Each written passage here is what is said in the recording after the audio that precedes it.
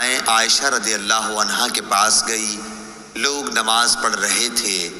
میں نے اس بے وقت نماز پر تعجب سے پوچھا کہ یہ کیا ہے؟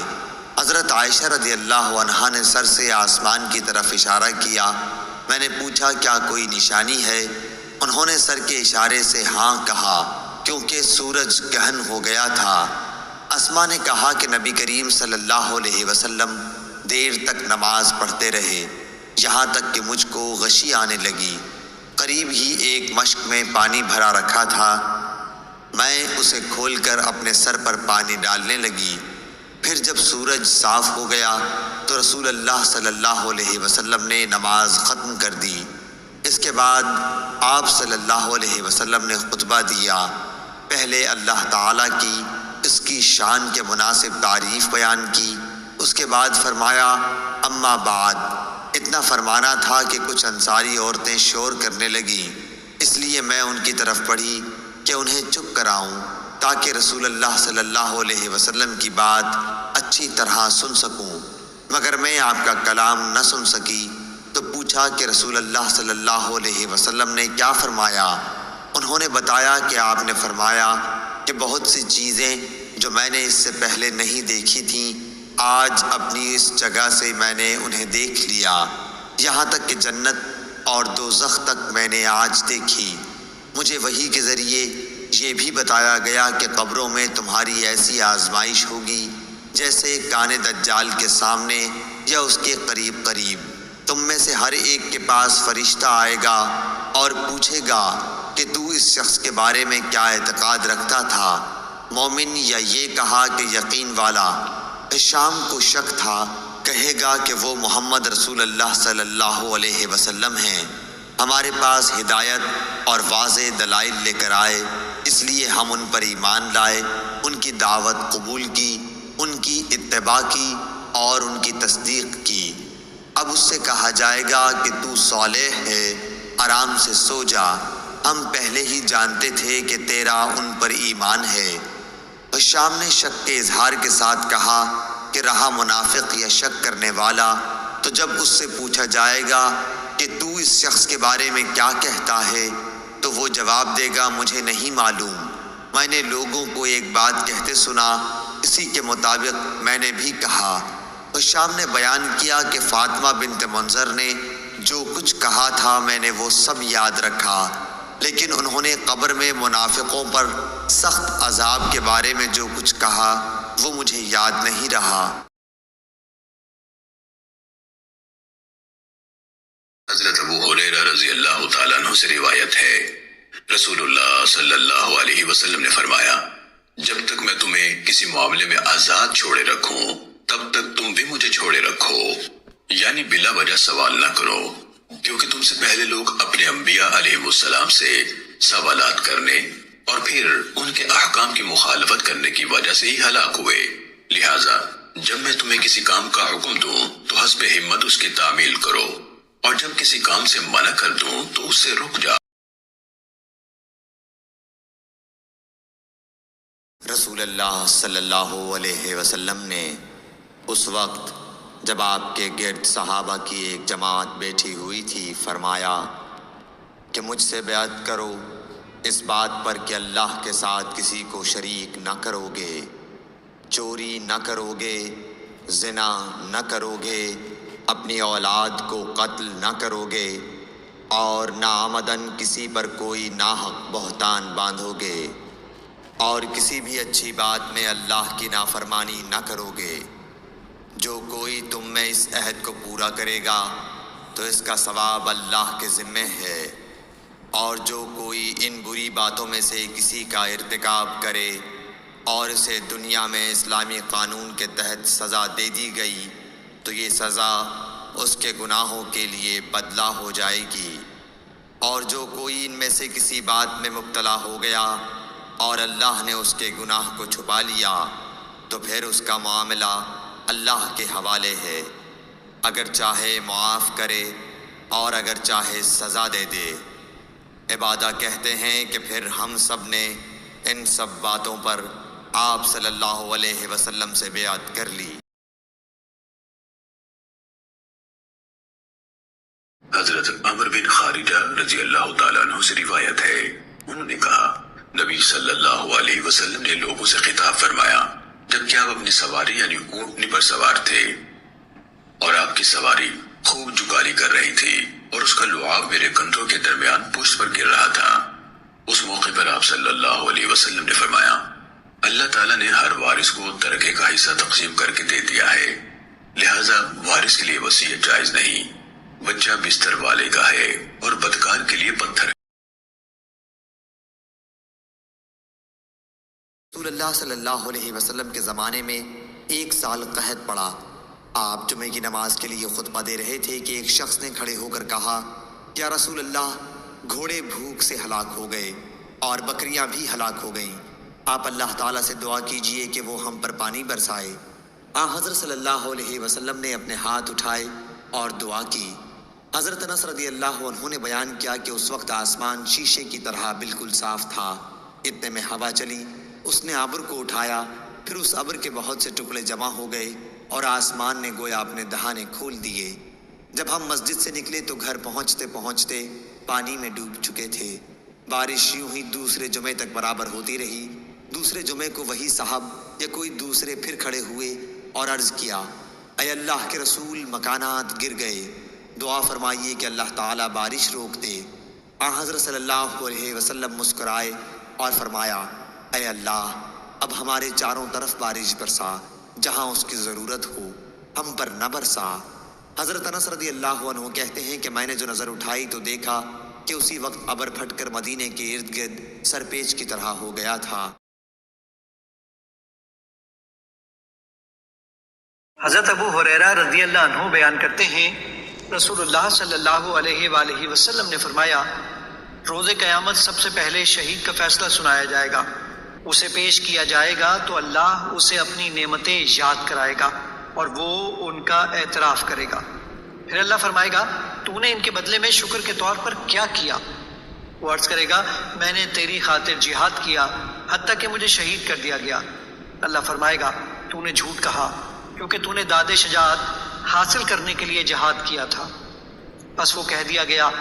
پھر اس کے متعلق حکم دیا جائے گا تو اسے منہ کے بل گھسیٹ کر جہنم میں ڈال دیا جائے گا۔ دوسرا شخص جس نے علم حاصل کیا اور اسے دوسروں کو سکھایا اور قرآن کریم کی تلاوت کی، اسے بھی پیش کیا جائے گا تو اللہ اسے اپنی نعمتیں یاد کرائے گا، وہ ان کا اعتراف کرے گا۔ اللہ پوچھے گا کہ تو نے ان کے بدلے میں کیا کیا؟ وہ عرض کرے گا میں نے علم سیکھا اور اسے دوسروں کو سکھایا اور میں تیری رضا کی خاطر قرآن کی تلاوت کرتا رہا۔ اللہ فرمائے گا تو نے جھوٹ کہا، البتہ تو نے علم اس لیے حاصل کیا تھا کہ تمہیں عالم کہا جائے اور قرآن پڑھا تاکہ تمہیں قاری کہا جائے۔ وہ کہہ دیا گیا۔ پھر اس کے متعلق حکم دیا جائے گا تو اسے منہ کے بل گھسیٹ کر جہنم میں ڈال دیا جائے گا۔ تو تیسرا وہ شخص جسے اللہ تعالیٰ نے مال و زر کی جملہ اقسام سے خوب نوازا ہوگا، اسے پیش کیا جائے گا تو اللہ اسے اپنی نعمتیں یاد کرائے گا، وہ انہیں پہچان لے گا تو اللہ پوچھے گا تو نے ان کے بدلے میں کیا کیا؟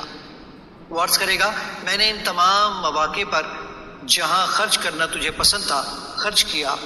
اللہ فرمائے گا تو نے جھوٹ کہا، تو نے تو اس لیے خرچ کیا کہ تجھے بڑا سخی کہا جائے۔ بس وہ کہہ دیا گیا۔ پھر اس کے متعلق حکم دیا جائے گا تو اسے منہ کے بل گھسیٹ کر جہنم میں ڈال دیا جائے گا۔ آپ نے ایک شخص کعب بن مرہ یا ابو سفیان کا ذکر کیا جو ممبر کے سامنے والے دروازے سے جمعے کے دن مسجد نبوی میں آیا۔ رسول اللہ صلی اللہ علیہ وسلم کھڑے ہوئے خطبہ دے رہے تھے۔ اس نے بھی کھڑے کھڑے رسول اللہ صلی اللہ علیہ وسلم سے کہا یا رسول اللہ صلی اللہ علیہ وسلم، بارش نہ ہونے سے جانور مر گئے اور راستے بند ہو گئے، آپ اللہ تعالیٰ سے بارش کی دعا فرمائیے۔ انہوں نے بیان کیا کہ رسول اللہ صلی اللہ علیہ وسلم نے یہ کہتے ہی ہاتھ اٹھا دیے۔ آپ صلی اللہ علیہ وسلم نے دعا کی کہ اے اللہ ہمیں سیراب کر، اے اللہ ہمیں سیراب کر، اے اللہ ہمیں سیراب کر۔ انس رضی اللہ عنہ نے کہا بخدا کہیں دور دور تک آسمان پر بادل کا کوئی ٹکڑا نظر نہیں آتا تھا، اور نہ کوئی اور چیز ہوا وغیرہ جس سے معلوم ہو کہ بارش آئے گی، اور ہمارے اور صلح پہاڑ کے درمیان کوئی مکان بھی نہ تھا کہ ہم بادل ہونے کے باوجود نہ دیکھ سکتے ہوں۔ پہاڑ کے پیچھے سے ڈھال کے برابر بادل نمودار ہوا اور بیچ آسمان تک پہنچ کر چاروں طرف پھیل گیا اور بارش شروع ہو گئی۔ خدا کی قسم ہم نے سورج 1 ہفتے تک نہیں دیکھا۔ پھر ایک شخص دوسرے جمعے کو اسی دروازے سے آیا۔ رسول اللہ صلی اللہ علیہ وسلم کھڑے ہوئے خطبہ دے رہے تھے۔ اس شخص نے پھر آپ کو کھڑے کھڑے ہی مخاطب کیا کہ یا رسول اللہ صلی اللہ علیہ وسلم، بارش کی کثرت سے مال و منال پر تباہی آ گئی اور راستے بند ہو گئے۔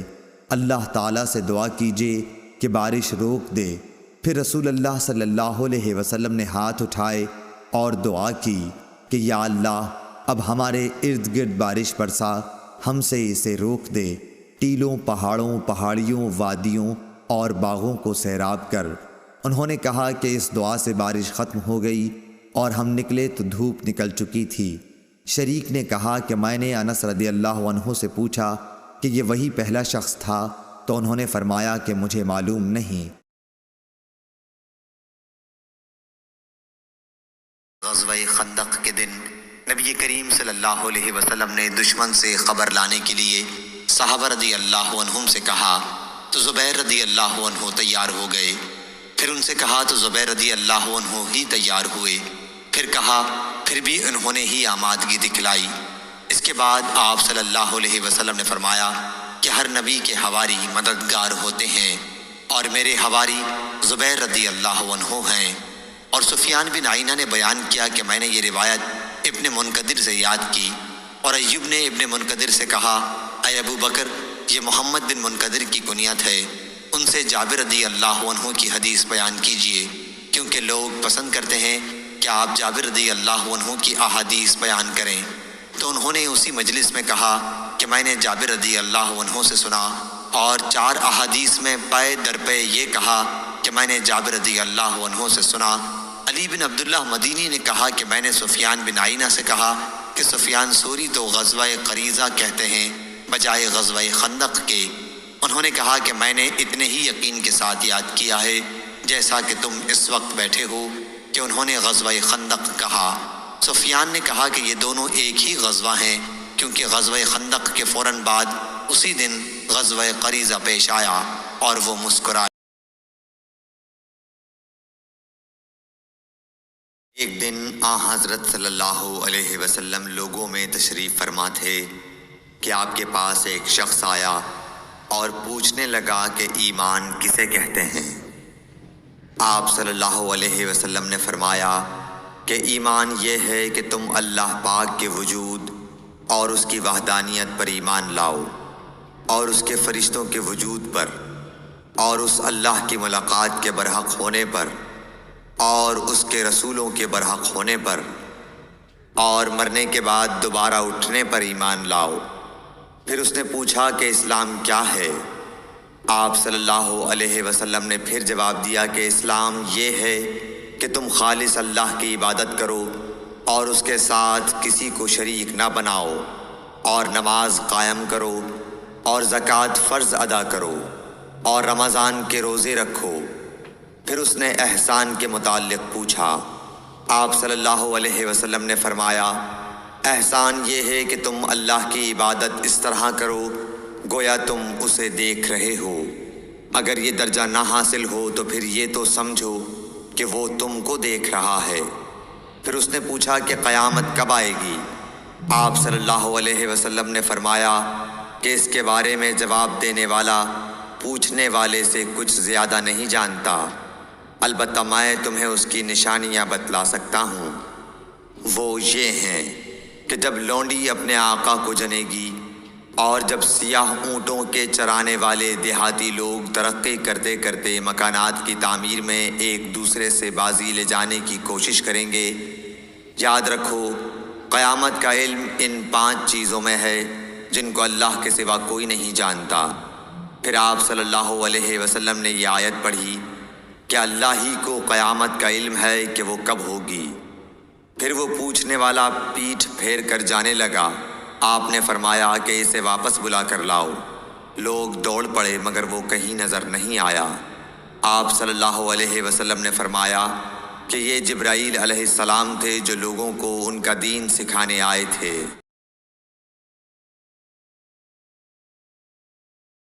حضرت ابو ہریرہ رضی اللہ عنہ بیان کرتے ہیں رسول اللہ صلی اللہ علیہ وآلہ وسلم نے فرمایا، جس شخص نے کسی مومن سے دنیا کی کوئی تکلیف دور کی تو اللہ اس سے قیامت کے دن کوئی تکلیف دور فرما دے گا۔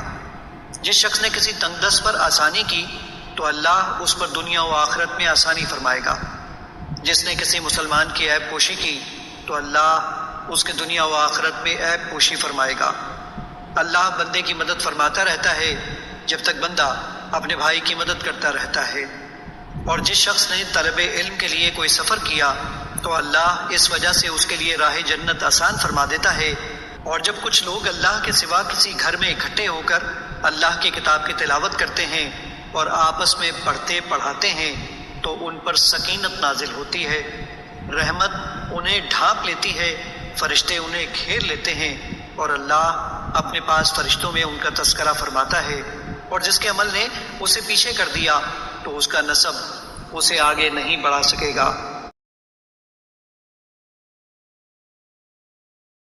حضرت بریدہ رضی اللہ تعالیٰ عنہ سے مروی ہے کہ ایک آدمی رسول اللہ صلی اللہ علیہ وسلم کے پاس آیا اور آپ سے نمازوں کے اوقات کے بارے میں پوچھا۔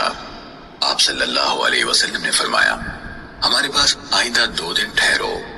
آپ نے پہلے دن بلال رضی اللہ تعالیٰ عنہ کو حکم دیا تو انہوں نے فجر ہوتے ہی اقامت کہی اور آپ صلی اللہ علیہ وسلم نے فجر کی نماز پڑھائی۔ پھر جو ہی سورج ڈھلا تو آپ نے انہیں اقامت کا حکم دیا اور ظہر کی نماز پڑھی۔ پھر جب سورج کو سفید دیکھا یعنی تپش دوپہر سے کم ہوئی تو اقامت کا حکم دیا اور عصر کی نماز پڑھی۔ پھر جب سورج کا آخری کنارہ ڈوب گیا تو اقامت کا حکم دیا اور مغرب کی نماز پڑھائی۔ پھر جب سورج کی سرخی غائب ہو گئی تو عشاء کی اقامت کہلوائی۔ پھر اگلے دن اسے تاخیر کا حکم دیا اور فجر کو روشنی میں پڑھا۔ پھر ظہر کو ٹھنڈا کیا اور خوب اچھی طرح ٹھنڈا کیا۔ پھر عصر کی نماز پڑھی جبکہ سورج ابھی سفید تھا یعنی زرد نہ ہوا تھا، ویسے پہلے دن سے مؤخر کیا۔ پھر شفق یعنی سرخی غائب ہونے سے پہلے مغرب کی نماز پڑھی۔ پھر آپ نے ان یعنی حضرت بلال رضی اللہ تعالیٰ عنہ کو حکم دیا تو انہوں نے عشاء کی اقامت کہی جبکہ تہائی رات گزر چکی تھی اور آپ صلی اللہ علیہ وسلم نے عشاء کی نماز پڑھی۔ پھر فرمایا، کہاں ہے وہ شخص جس نے نمازوں کے اوقات کے بارے میں پوچھا تھا؟ اسے لایا گیا تو آپ صلی اللہ علیہ وسلم نے فرمایا، تمہاری نمازوں کے اوقات ان 2 دنوں کی نمازوں کے درمیان میں ہیں جو تم نے دیکھے۔ حضرت عبداللہ بن عمر رضی اللہ عنہ نے بیان کیا کہ حضرت صلی اللہ علیہ وسلم نے فرمایا، اے اللہ ہمارے ملک شام میں ہمیں برکت دے، ہمارے یمن میں ہمیں برکت دے۔ صحابہ رضی اللہ عنہم نے عرض کیا، اور ہمارے نجد میں؟ حضرت صلی اللہ علیہ وسلم نے پھر فرمایا، اے اللہ ہمارے شام میں برکت دے، ہمیں ہمارے یمن میں برکت دے۔ صحابہ رضی اللہ عنہم نے عرض کی، ہمارے نجد میں؟ میرا گمان ہے کہ حضرت صلی اللہ علیہ وسلم نے تیسری مرتبہ فرمایا، وہاں زلزلے اور فتنے ہیں اور وہاں شیطان کا سینگ طلوع ہوگا۔ صحیح بخاری حدیث نمبر 7094۔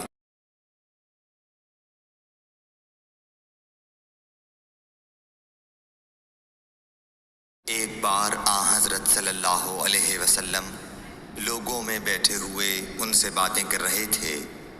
اتنے میں ایک دیہاتی آپ کے پاس آیا اور پوچھنے لگا کہ قیامت کب آئے گی۔ آپ صلی اللہ علیہ وسلم اپنی گفتگو میں مصروف رہے۔ بعض لوگ جو مجلس میں تھے کہنے لگے، آپ صلی اللہ علیہ وسلم نے دیہاتی کی بات سنی لیکن پسند نہیں کی، اور بعض کہنے لگے کہ نہیں بلکہ آپ نے اس کی بات سنی ہی نہیں۔ جب آپ اپنی باتیں پوری کر چکے تو میں سمجھتا ہوں کہ آپ صلی اللہ علیہ وسلم نے یوں فرمایا، وہ قیامت کے بارے میں پوچھنے والا کہاں گیا؟ اس دیہاتی نے کہا، حضور میں موجود ہوں۔ آپ نے فرمایا کہ جب امانت ایمانداری دنیا سے اٹھ جائے تو قیامت قائم ہونے کا انتظار کر، اس نے کہا ایمانداری اٹھنے کا کیا مطلب ہے؟ آپ صلی اللہ علیہ وسلم نے فرمایا کہ جب حکومت کے کاروبار نالائق لوگوں کو سونپ دیے جائیں تو قیامت کا انتظار کر۔ صحیح بخاری حدیث نمبر 59۔